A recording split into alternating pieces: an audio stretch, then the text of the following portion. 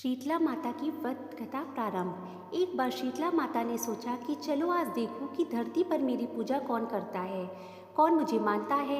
यही सोचकर माता शीतला धरती पर राजस्थान के डुंगरी गांव में आईं और उन्होंने देखा कि इस गांव में मेरा कोई मंदिर नहीं है, ना ही कोई मेरी पूजा पाठ करता है। माता शीतला गांव की गलियों में घूम रही थी। तभी एक मकान के ऊपर से किसी ने चावल का उबला हुआ पानी उन पर फेंक दिया। वह उबलता पानी माँ शीतला जी के ऊपर गिरा, जिससे शीतला माता के पूरे शरीर में फफोले और छाले पड़ गए। शीतला माता के पूरे शरीर में जलन सी होने लगी।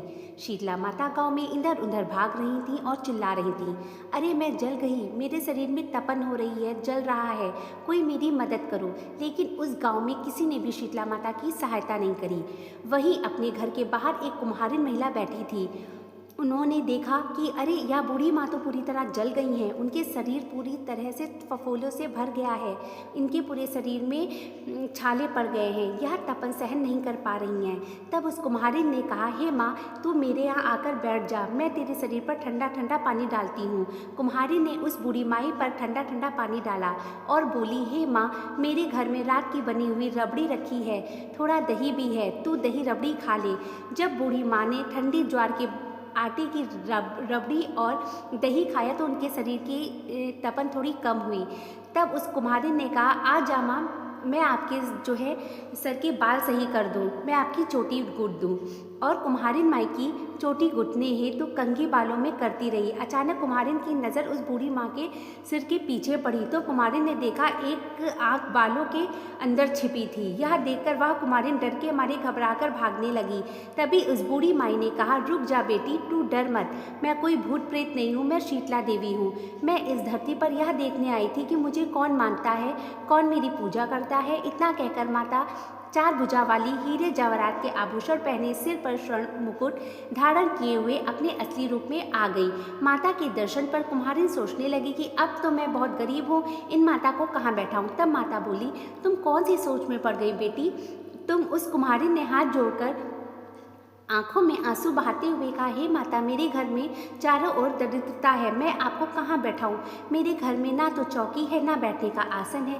तब शीतला माता ने प्रसन्न होकर उस कुम्हारिन के घर पर खड़े हुए गधे पर बैठकर एक हाथ में झाड़ू दूसरे हाथ में डलिया लेकर उस कुम्हारिन के घर की दरिद्रता को डलिया में भरकर फेंक दिया और उस कुम्हारिन से कहा, हे बेटी मैं तेरी सच्ची भक्ति से प्रसन्न हूँ, अब तुझे जो भी चाहिए मुझसे वरदान मांग लो। तब कुम्हारिन ने हाथ जोड़कर विनती करी, हे माता मेरी इच्छा है कि अब आप इसी डुंगरी गांव में स्थापित होकर यही निवास करिए और जिस प्रकार आपने मेरे घर की दरिद्रता को अपनी झाड़ू से साफ कर दिया, ऐसे ही आपकी जो भी सच्चे मन से भक्ति करे उस पर आप अपनी कृपा बरसाइए।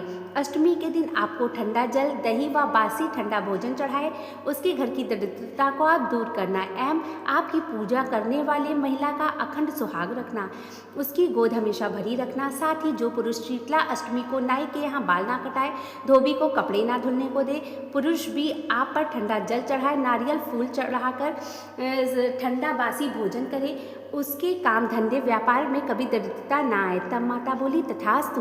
हे बेटी जो तूने वरदान मांगे हैं मैं सब तुम्हें दूंगी।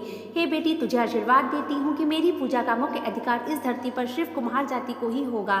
तभी उस दिन से डुंगरी गांव में शीतला माता स्थापित हो गई और उस गांव का नाम हो गया शील की डुंगरी। शील की डुंगरी भारत का एकमात्र मुख्य मंदिर है। शीतला सप्तमी के दिन यहाँ बहुत विशाल मेला लगता है। बोलिए शीतला मैया की जय।